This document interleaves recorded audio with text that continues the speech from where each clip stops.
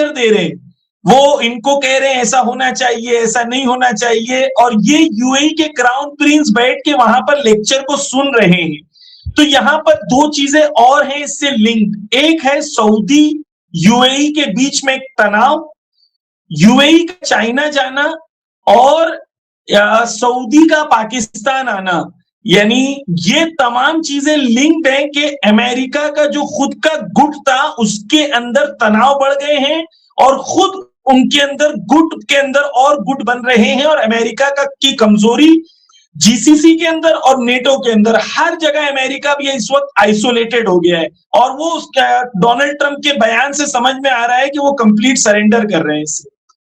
ये बताइए, लेकिन बात ये है कि ये तो है ना कि जैसे आपने कहा कि ईरान की तरफ से पाकिस्तान को अपना जो भी अपनी शर्तें या अपनी बात रिटन फॉर्म में भेजी गई होगी ईरान की तरफ रही है, वो डिप्लोमेसी हो, अंदर की खबर रखते हैं, उनको भी सुन लेते हैं बॉबी नकवी साहब को।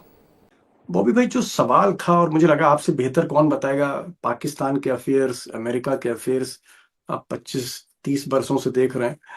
क्या आपको लग रहा है कि ट्रम्प धीरे धीरे पीछे हट रहे हैं, बैकफुट पर हैं, या यूं कहूं सरेंडर कर रहे हैं वो, और ये जंग खत्म करना चाहते हैं? वो चाहते हैं छोटी मोटी कोई डील हो जिससे उनकी इज्जत बचे और वो फिर नमस्कार करें और वापस अपनी फौजों को बुला लें। क्या आपको लगता है कि ट्रम्प इस मुद्रा में आ गए हैं, सरेंडर की मुद्रा में?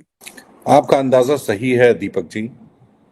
इस वक्त पाकिस्तान के जो आर्मी चीफ हैं वो तेहरान में है, और वो पाकिस्तान की आर्मी चीफ की हैसियत से नहीं है। आसिम मुनीर साहब डोनाल्ड ट्रंप साहब के एजेंट के रूप में वो तेहरान में है, एजेंट। और जी, और जो काम डोनाल्ड, और हो सकता है 10 साल के लिए एक डील हो जाए कि हम न्यूक्लियर बम नहीं बनाएंगे। वैसे भी दोस्तों, यहाँ मैं कहना चाहूँगा कि अली खामनाई, जो इमाम खामनाई थे जिनकी हत्या हो गई 28 फरवरी को, उन्होंने एक फतवा जारी किया था, और फतवा जारी करके कहा था कि हम वेपन्स ऑफ मास डिस्ट्रक्शन, हम ऐसे हथियार नहीं बनाना चाहते जिससे इंसानियत ख़त्म हो। बहुत बड़े पैमाने पर कत्लो गारा, तो ईरान उस तरह के हथियार नहीं बनाएगा। तो वो अंडरटेकिंग ऑलरेडी है, सिर्फ शर्तें तय करनी, कंडीशन तय करनी, और जैसे ही ईरान ये शर्तें मान जाता है, हो सकता है कि इस्लामाबाद में दूसरे दौर की बातचीत हो और ये डील हो जाए। इस तरह के संकेत अल जजीरा चैनल ने दिए हैं, इस तरह के संकेत पाकिस्तान की मीडिया से आ रहे हैं, और इस तरह के संकेत ईरान से भी आ रहे हैं। और जहाँ तक दोस्तों मेरा मानना है, मुझे लगता है कि ट्रंप इस बार डायरेक्ट डील कर रहे हैं। आसिम मुनीर सिर्फ एक बीच में पुलिस बनने की कोशिश की तो उसके जहाजों को डुबो दिया जाएगा। उनका कहना है कि ईरान पीछे नहीं हटेगा, सीज फायर को 22 अप्रैल से आगे बढ़ाने की कोई जरूरत नहीं। तो क्या ईरान अपनी तरफ से साफ कर रहा है कि वह बातचीत चाहता है, मगर अपनी उन्हीं 10 बिंदुओं के आधार पर समझौता चाहता है? मोहसिन रिजाई ने अपनी इस राय को निजी राय कहा है। यह बहुत दिलचस्प है। हालांकि सभ्यता का अंत करने वाली बात अब नहीं कही जा रही है, मगर युद्ध की आशंका से कोई बहुत दूर भी नहीं जाना चाहता। ट्रंप को यह भी चिंता सता रही है कि इस्लामाबाद टॉक्स के फेल हो जाने के बाद कहीं बातचीत का मामला किसी और देश के हाथ ना चला जाए। इसलिए व्हाइट हाउस पाकिस्तान की तारीफ भी कर रहा है, और पाकिस्तान ईरान और खाड़ी के देशों की यात्राएं कर रहा है। खाड़ी के देशों का अमेरिका पर भरोसा कमजोर हुआ है।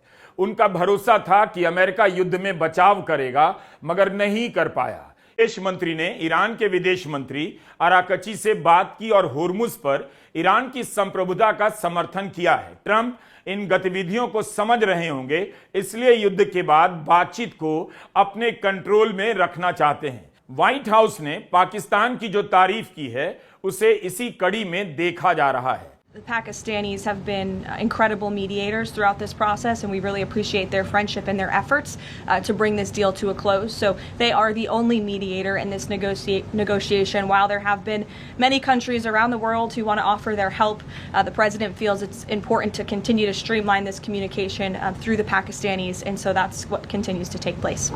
व्हाइट हाउस ने कहा कि पाकिस्तान ने बातचीत की प्रक्रिया में मध्यस्थ की भूमिका शानदार तरीके से निभाई। हम उनकी कोशिश और दोस्ती की सही में सराहना करते हैं। इस समय पाकिस्तान हर तरफ नजर आ रहा है। यहां पाकिस्तान मीडिया में, तो वो अभी जो रिपोर्टिंग पाकिस्तानी मीडिया में, पाकिस्तानी मीडिया में पाकिस्तान इस मीडिया, तरह हाँ कुछ हैंडल से ऐसी बात कल से उड़ाई जा रही है कि ट्रंप खुद जी आ सकते हैं, उसमें जी उड़ाया हाँ, भी गया कि ईरानी प्रेसिडेंट आ सकते हैं, लेकिन मैं कहूंगा ये र्यूमर ही लगता है। नहीं नहीं, रूमर ही है अभी तक। हम इसमें कोई पाकिस्तान की तरफ से भी कोई आधिकारिक तौर पे कोई कुछ कहा नहीं गया है, तो इसको हम लोग रूमर ही कहेंगे। लेकिन बेसिकली ये एक अगर देखा जाए तो ऐसा लगता है कि they want to make sure, the White House administration वो ये इंश्योर करना चाहता है कि जो डील हो उसमें कोई फिर मतलब ऐसी अड़चन ना आए, और एक ऐसी डील हो जो। जी हाँ दोस्तों, स्वागत करते हैं आपके अपने चैनल में। तो आप सबको पता है भाई, इज़राइल और ईरान और अमेरिका की जो मीटिंग पहले हुई थी, तो मीटिंग तो फेल हो गई थी, क्योंकि आपको पता है कि इज़राइल ने लेबनान पे मिसाइलों से हमला कर दिया था, ठीक है। और अमेरिका ने भी कहा था कि हमारे साथ धोखा हुआ है। पर अब फिर से एक मीटिंग पाकिस्तान के इस्लामाबाद में होने जा रही है दोस्तों, और ये मीटिंग फिर से डिसाइड करेगी कि, तो फिर से एक मीटिंग होगी पाकिस्तान में, और मीटिंग को होस्ट करेंगे आसिम मुनीर और ये। और बात वही है दोस्तों, ये मीटिंग भले ही हो जाए, पर इस मीटिंग का रिज़ल्ट कुछ नहीं निकलेगा, क्योंकि सबको अपनों से मतलब है, किसी को किसी से मतलब नहीं है, सभी को अपना फ़ायदा देखना है इस मीटिंग में, ठीक है।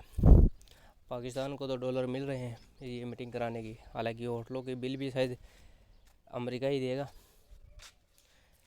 पर जो बात ये है कि दोस्तों, ईरान परमाणु हथियार बना के रहेगा, इसलिए कि पीएम से जब पेलोनी से पूछा गया कि उन्होंने कहा कि 9 कंट्रियों के पास परमाणु हथियार है, पर इसे सिर्फ एक कंट्री ने चलाया, उसका नाम अमेरिका है, ठीक है। तो आप देख ले कि सभी के पास परमाणु हथियार है, पर सिर्फ एक कंट्री चला रहा है जिसका नाम है अमेरिका। अमेरिका ही दोस्तों 99%, अगर आप दुनिया में फ़ाइट देखोगे तो अमेरिका है, इसके पीछे कोई और मुल्क नहीं है। जितना अमेरिका और CIA ने इस मुल्क का पुलिसों को बेड़ा गर्क किया है, और किसी ने नहीं किया। और फिर यही अमेरिका कहता है कि हम मार्स पे जाएंगे, धरती का सत्यानाश कर रखा है, और मार्च पे फिर ये जाने की बात करते हैं। तो आप जितने भी लोग हैं चैनल को सब्सक्राइब कर लो, ताकि हर वीडियो का नोटिफिकेशन आपको मिलता रहे दोस्तों। जय हिंद दोस्तों।